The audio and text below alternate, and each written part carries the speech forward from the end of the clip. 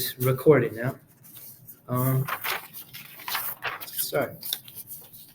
Hello and welcome to Mr. Charewicz, who is running for a seat on the Des Plaines City Council in the April 4th, 2023 consolidated election. Thank you for participating in this candidate interview. I'll be asking a variety. Thank you, Keaton, for having me. Thank you. Sorry. I'll be asking a variety of questions which were developed in a collaboration between the Maine West Westerner student newspaper and Pi Sigma Pi Social Science Honor Society.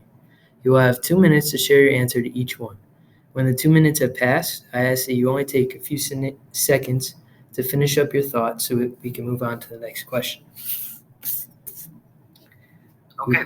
We can start with question 1. We would like to know, let's say you get elected.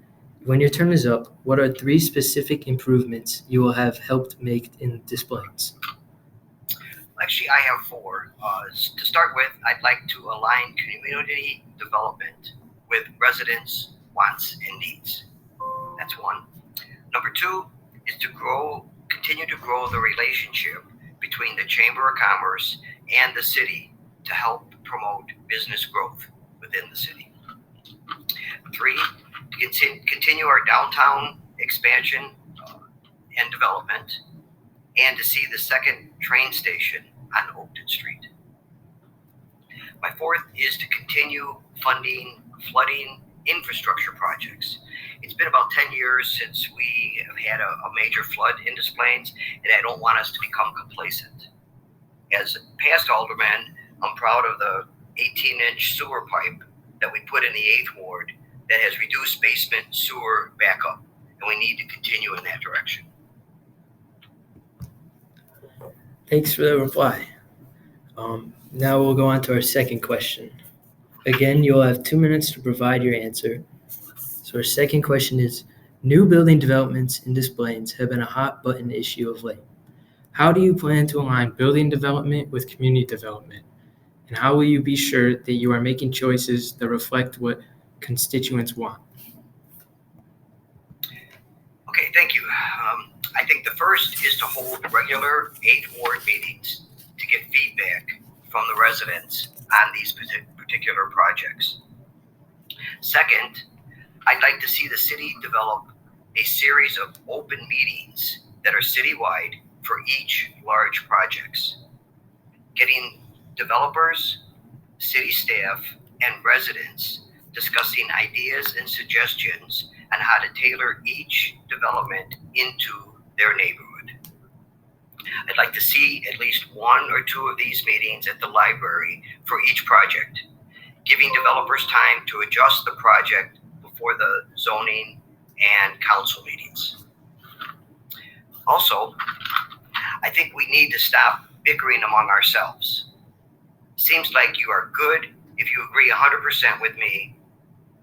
If not, you are just bad.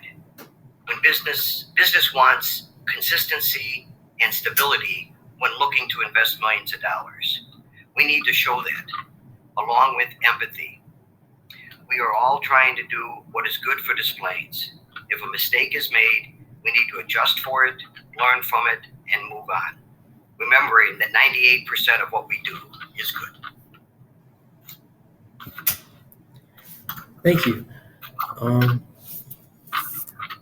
Please take the next 2 minutes to respond to our third question. For the third question, we'd like you to explain to voters what is something you want to see added or changed in Des Plaines in order to provide recreational activities and promote local businesses. I think we can make better use of our city communications. That is Channel 17, our citywide website, and city social media. I'd like to see that used to promote and even highlight particular businesses. I know there's a carpet store on Oakton that is celebrating a 50-year anniversary. All of Des Plaines should know that. Also, I think we need to continue our expansion of special events. The Taste of Des Plaines has grown over the years, and I think we need to continue that. We can bring back Restaurant Week. That was very successful. I think we need to do that. And continue to expand our tree lighting ceremony as we did this year, maybe even by adding a craft fair during the tree lighting. All right, thank you for those answers. I would like for you now to consider our fourth question. The fourth question is, what specific means of communication will you use in order to regularly communicate with constituents? Will there be newsletters sent out, a dedicated Facebook page, regular ward meetings?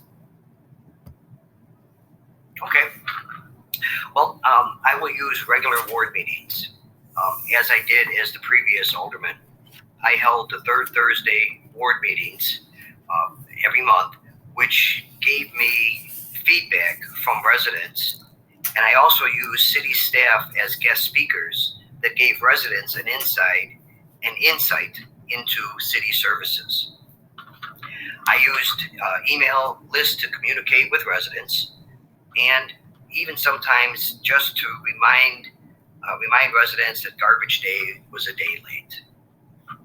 I'd also like to develop an 8th Ward Facebook page. Thank you for your explanation. We will now turn to our final question of the day. So please share with your voters your opinion in response to this question. How do you plan to promote inclusivity and diversity? How do you plan to speak out voices of all different backgrounds and experiences?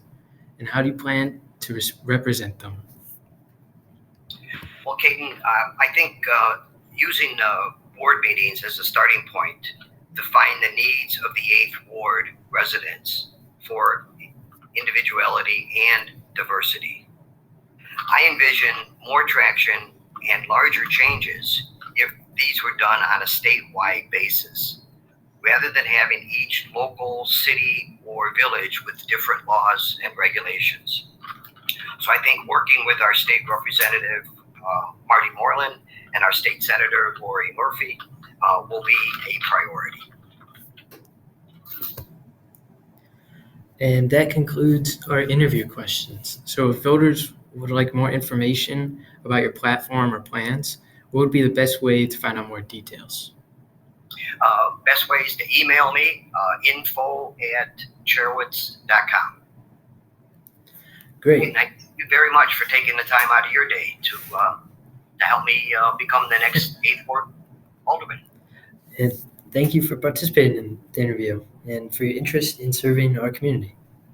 You're more than welcome. Have a good day.